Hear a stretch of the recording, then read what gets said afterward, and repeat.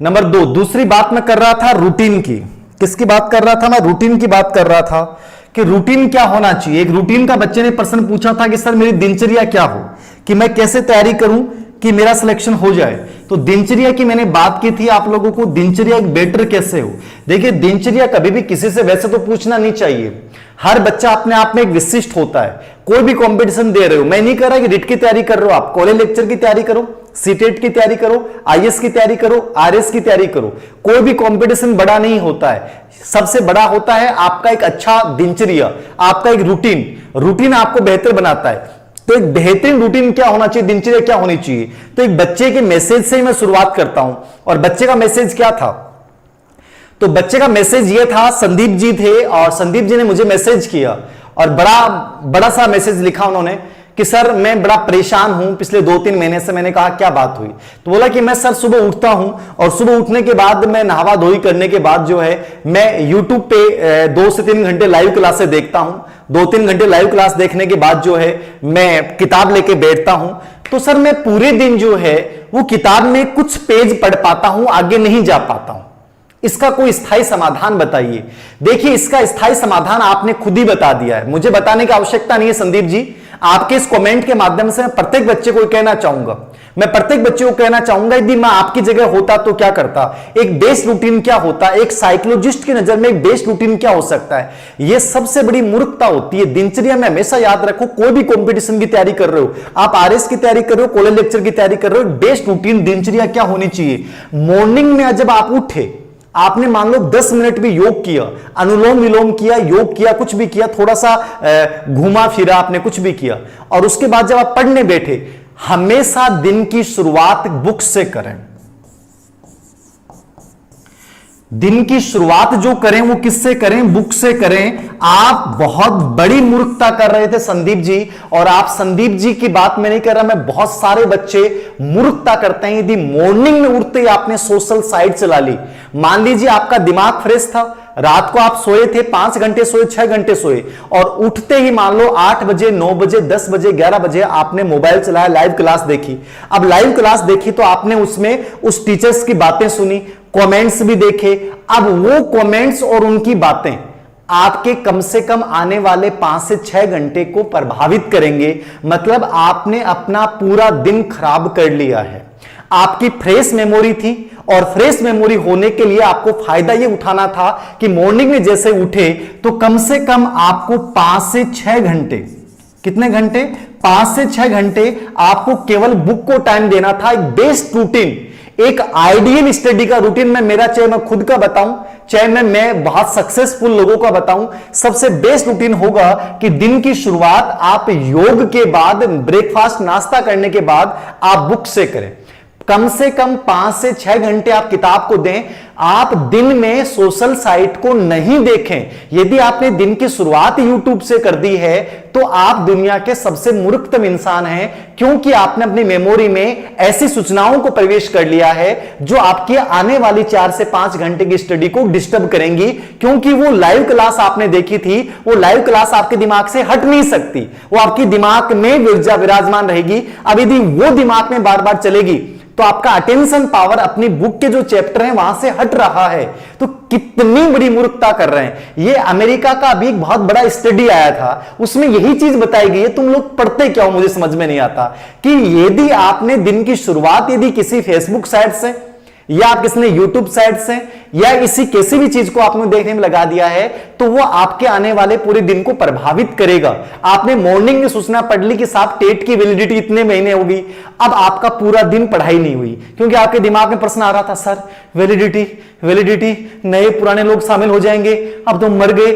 आपके पूरे दिन को प्रभावित कर दिया, आपकी पूरी लर्निंग कैपेसिटी खत्म कर दी। यही तो कर रहा है, यही तो हो रहा है। तो दिन की शुरुआत हमेशा बुक से करें। आप उन चीजों को दे जो आपकी प्रायोरिटी है।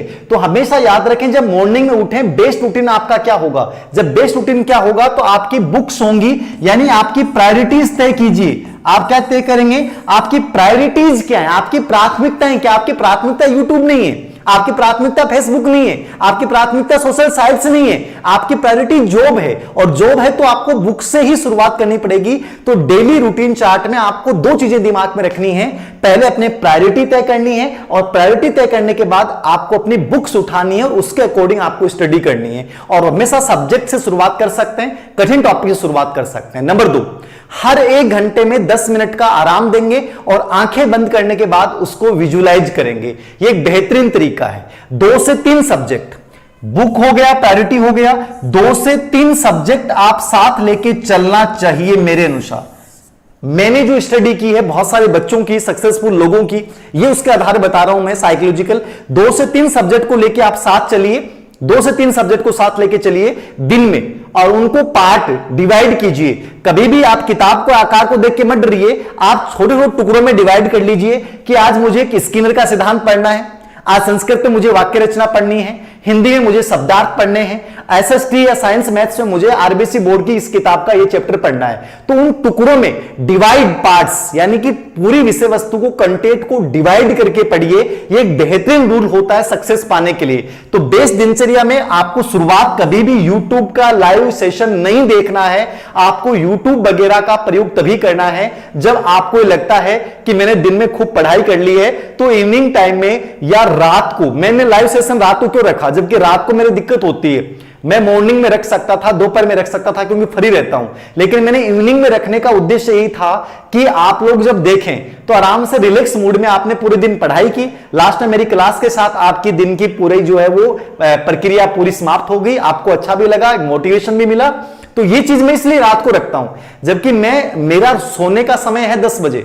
मैं मैक्सिमम हमेशा मैं पढ़ते समय 10 सवा 10 लास्ट में सो जाता हूं, लेकिन आपके साथ इस क्लास की वजह से मैं लेट सो पा रहा हूं। ठीक है, वो इसलिए रखा मैंने ताकि आप लोग ये देखने के बाद जो है वो आराम से सुबह फ्रेश माइंड से उठें और फिर पढ़ना शुरू कर दें। तो YouTube लाइव क्लासेस प्लीज आप दिन में मत देखें, ये बेरोजगार लोगों का साधन है। ये मैं प्रत्येक साइकोलॉजिकल स्टडी दैट टाइम्स की जो स्टडी आई थी उसके अकॉर्डिंग मैं आप लोगों को बता रहा हूं। तो ये प्लीज आप, संदीप जी ही नहीं सभी बच्चों पे लागू होती है, तो प्लीज इस बात को आप जरूर फॉलो कीजिएगा। 2 से 3 पार्ट्स में पढ़ना है, 5 से 6 घंटे। एक बच्चे का सवाल होता है कि सर रूटीन में हम कितने घंटे स्टडी करें कि जो हमारे लिए सिलेक्शन के लिए पर्याप्त हो, कितने घंटे के लिए पर्याप्त रहेगा। तो मैं आपको ये कहूंगा कि 8 से 9 घंटे यदि आप बुक्स पढ़ते हैं, 8 से 9 घंटे यदि आप बुक्स पढ़ लेते हैं तो ये बेस्ट स्टडी कोर्स है। इससे बेहतर कुछ नहीं हो सकता।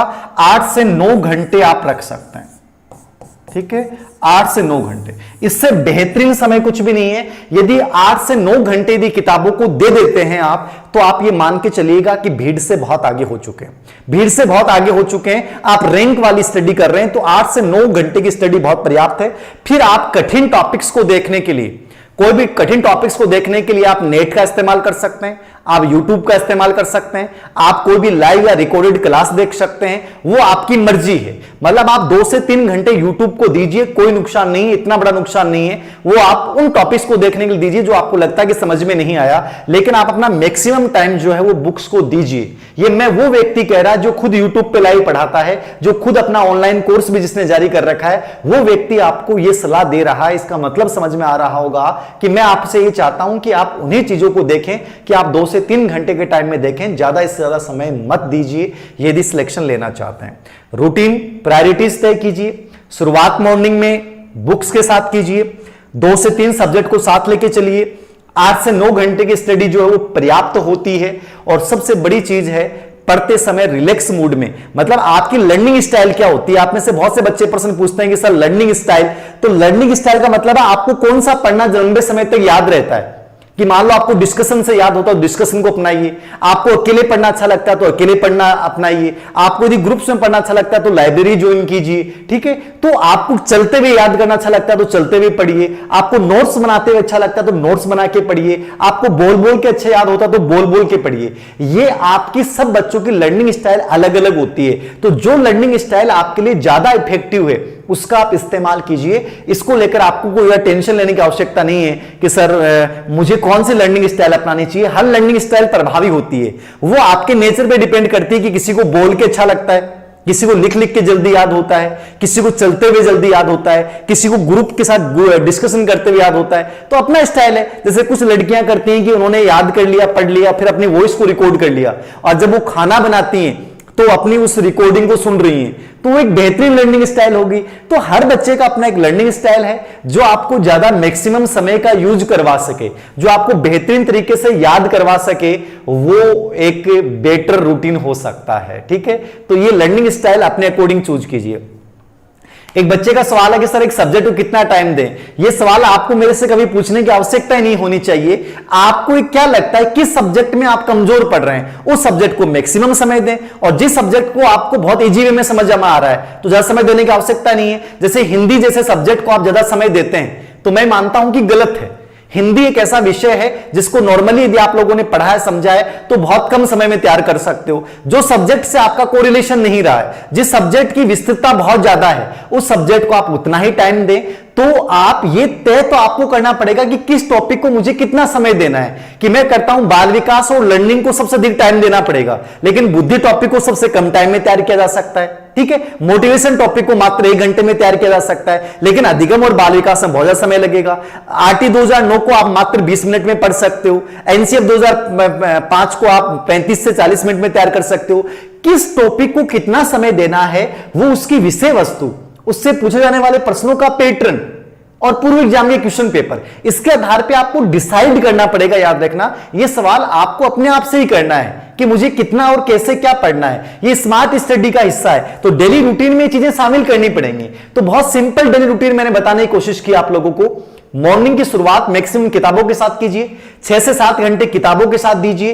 कोई बात नहीं, आप किताब नहीं पढ़ पाते हैं, आपको मान लीजिए कि यूट्यूब से पढ़ना बहुत अच्छा लगता है, तो आप यूट्यूब देख सकते हैं। आपको बेटर जो लगता है वो कीजिए। मैंने अपना एक सजेशन दिया है जो वर्तमान परिवेश के अकॉर्डिंग दिया है। ठीक है, प्रायोरिटीज तय कीजिए। शुरुआत 8 से 9 हो, 2 से 3 सब्जेक्ट साथ रखिए, और हमेशा डिवाइड्स करके पढ़िए। सब्जेक्ट को डिवाइड करके पढ़िए, और टॉपिक तय होने के बाद हर 4 या 5 दिन से उसका रिपीटिशन होना बहुत जरूरी है, उसका रिवीजन होना बहुत जरूरी है, और बाकी अपने अकॉर्डिंग चूज कीजिए। तो ये मैंने कुछ बेसिक चीजें हैं जो आप लोगों को बताई हैं। उम्मीद करता हूं कि आपको कुछ फायदा हुआ होगा। ठीक है, और कोई पर्सन हो रूटीन को लेकर आपका? सर बहुत प्रॉब्लम आती है साइकोलॉजी में। कुछ नहीं आती है, सब हो जाएगा। देखिए, शिक्षक में कौन सी बुद्धि होती है? शिक्षक चूंकि इसका संबंध अध्ययन अध्यापन से है, पुस्तकीय ज्ञान से है और शब्दों से, इसलिए ज्यादा सही तो अमूर्त बुद्धि है। ठीक है, बाकी शिक्षक को सामाजिक बुद्धि में भी माना जाता है, तो दोनों ही आंसर सही है अपनी अपनी जगह, लेकिन अमूर्त बुद्धि ज्यादा सही है। ठीक है, हाँ, बुक्स का कोई तोड़ नहीं है, मैंने बता दिया आप लोगों को। बहुत बढ़िया रूटीन यही होगा कि आप शुरुआत बुक्स से करें, दिन में बुक्स से शुरुआत करें। बाकी और कोई डाउट हो तो बता दीजिए, मैं अपने अकॉर्डिंग बता दूंगा आप लोगों को। मैं अब जैसे मेरा एक तरीका था कि मैं किताब को ही पढ़ता था, मैं नोट्स नहीं बनाता था। आप में से कई बच्चे होते हैं उनको नोट्स बनाना अच्छा लगता है, तो मेरे से कभी नोट्स बने ही नहीं। आप में से कई बच्चे पूछते हैं सर साइकोलॉजी के नोट्स, मैंने हस्तलिखित नोट्स अलग अलग टाइप के मैं किताब के ऊपर ही लिखता जाता था। तो मेरा एक तरीका है जो मुझे इफेक्टिव लगता है। ठीक है, मुझे जो टॉपिक याद नहीं होता था मैं उसको बोल बोल के याद कर लेता था, तो ये मेरा तरीका है। मैं किसी टॉपिक को चलते हुए याद कर लेता था, चलते हुए मुझे जल्दी याद होता था, क्योंकि फिजिकली एक्टिविटी रहेगी, गतिविधि रहेगी, तो जल्दी याद हो जाएगा। ग्रुप डिस्कशन मेरा जीवन का बहुत बेस रहा है, ग्रुप डिस्कशन से बहुत जल्दी याद होता है। आप किसी बच्चे को अपने साथी को पढ़ाते हो या उससे आप खुद पढ़ते हो, तो एक बेहतरीन तरीका होता है। तो वो हर बच्चे की लर्निंग स्टाइल अलग होती है, उसके अकॉर्डिंग आप तय कर सकते हैं बेस्ट रूटीन आपके लिए क्या हो सकता है। ठीक है, बाकी 8 से 9 घंटे स्टडी कर रहे हैं और पूर्व एग्जाम के क्वेश्चन पेपर और एग्जाम पैटर्न से स्टडी कर रहे हैं, तो बढ़िया है। सबसे बड़ी बात है कि आपको ये पता होना चाहिए कि मुझे टाइम किस टॉपिक को कितना क्या देना है, किस सब्जेक्ट को कितना क्या देना है, वो आपको जरूर पता होना चाहिए।